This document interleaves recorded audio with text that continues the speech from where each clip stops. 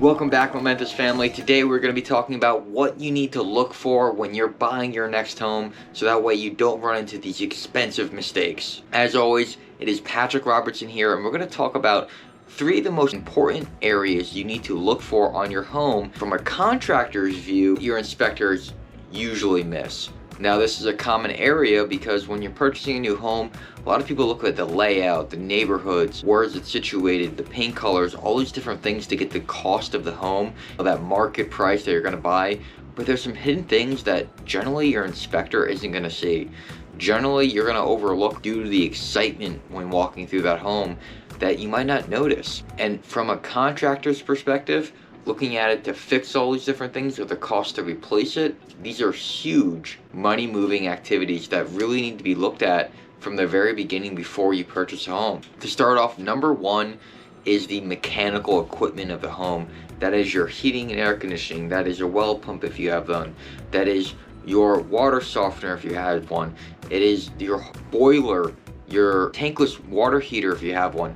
All these systems in your house that provide electricity, water, heating, and cooling, those are very, very expensive to replace. For example, pump system with a new water softener is going to range anywhere between $8,000 and $15,000. A new air conditioning system is going to be about $10,000, $12,000, $15,000 to put in your house for 1 unit, and then if you have to replace 2, even more. Water heater, $4, $5, $6 just to replace it. What you don't want to do is buy a home and then have to replace it the next year or the year after when that unit is way beyond its lifespan expected. For example, an air conditioning condenser unit, those units that sit outside your house, average range from 10 to 15 years of shelf life. So that means they'll get you 10 to 15 years.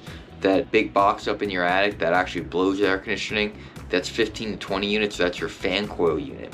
A tankless water heater, generally around that 10 to 15 year mark, as well as a water softener, 10 to 15 years. Well pump system, that's going to be around 15 to 25 depending on how much use is being done on it and what type of quality was installed. So you see all these different things, 10, 15, 20 grand added up that your inspector generally excludes from the inspections because the system is working.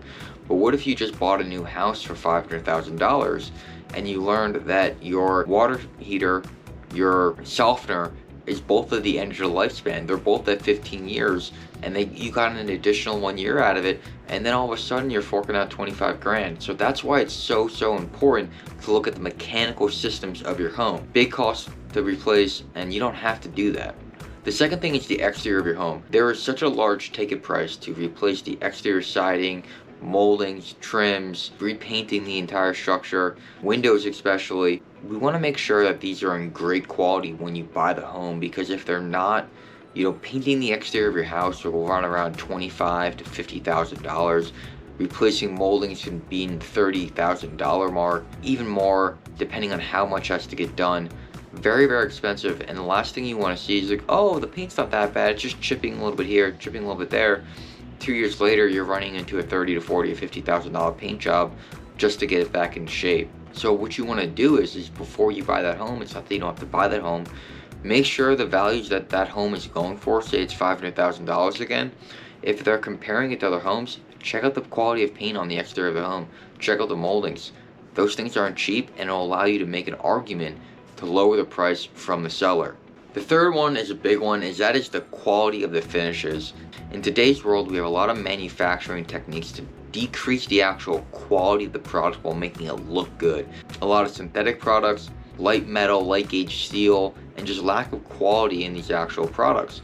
Now, this allows for homes to get built at an affordable price, but if you're buying your next home, it's something that you need to keep in mind. You see, the easiest way to understand the quality of the home when it was built and installed, what the builder put in, what the homeowner wanted to pay for, is the doors. Really, really good secret. So if the doors are really, really lightweight and they open and close and you don't feel that weight of the door, likewise when you turn that door handle, you can feel the quality. Is it Home Depot grade of $15 slag, or is it $130 M-Tech, or even more if they want Rocky Mountain hardware and it's a $3,000 hardware? That's a quick sign that you're going to be able to understand what the rest of the home is like. Was this a spec home that was just thrown together to create a bedroom to decrease the square foot price of the home while they're building so they can get better returns? Or was this thing really cared for? Did the builder and the homeowner really want to create a product that they enjoyed living there, and it wasn't just all about the money and the returns? So check out your doors. Such a key fact. Another one is the type of flooring that went in there. That's a really common thing. Is it all vinyl? Is it not? You'll be able to compare to these. Most realtors catch this. And lastly, just the overall quality of the home. Do the doors shut well? Do they rub? I'm always going back to the kitchen products. Are they veneered? Are they solid wood? How's the drawer box construction? How are the plumbing fixtures? Are they Home Depot grade? Are they a little bit more quality? Are they Kohler products, right? All those things are really going to add up to help you understand what the house is like. Let's recap that. The 3 items are your mechanical equipment, understanding the age of the system itself, because you don't want to be replacing something 6 months or a year into your ownership without ever actually getting to use it. The second thing is the exterior siding and moldings of your house.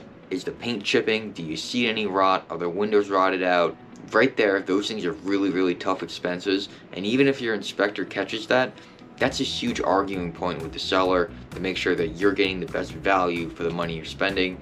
The last one is the quality of finishes, and the easiest way to understand that and to gauge the quality of finishes is the door quality as well as the door handle or door knob quality. Those 2 things together, you're going to feel instantly how great this house was built or how much they really skimped on everything. I hope that provided a lot of value. Thank you so much for joining me here today. It's been phenomenal being able to bring people through this experience, and we're going to catch you guys on the next one as we help homeowners understand their home and getting the best value and best experience in their construction or buying new homes. Thank you very much. We'll catch you on the next one.